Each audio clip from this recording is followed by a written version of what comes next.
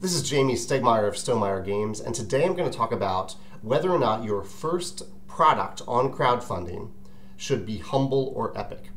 If you're a game designer, you might have a lot of different ideas that you're working on, maybe in various stages of development.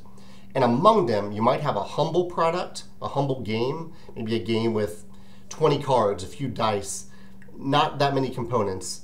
And you also might have some epic games that you're working on, games with longer playing times, tons of complexity or miniatures or components and rules. And as you are contemplating your first crowdfunding projects, you kind of have to decide which one should I focus on, the lighter, the humble game, or the epic game. And I think there are some pros and cons to both that I'll talk about in a second, but the overarching answer is you're going to spend a ton of time on whichever game that you choose to focus on, both in terms of design and development and on planning, executing, and running and delivering on the crowdfunding campaign. So you have to decide which of those products, which of those games is going to sustain your excitement, your interest, and your passion over the next 1 to 2 years. Because if you burn out on it, if you lose interest in it, it's going to be really hard to continue.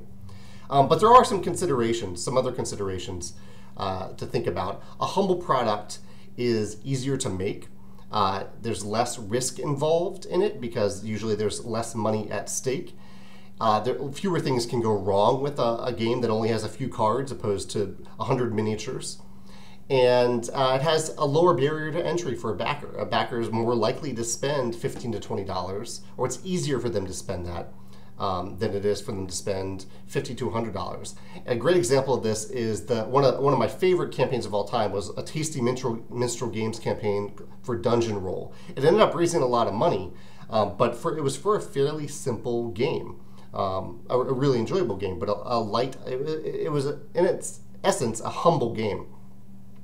On the other side, an epic game has a greater chance of capturing the imaginations of backers because there's more stuff. There's more. It's bigger. It's epic. It's something that you plan a game night around.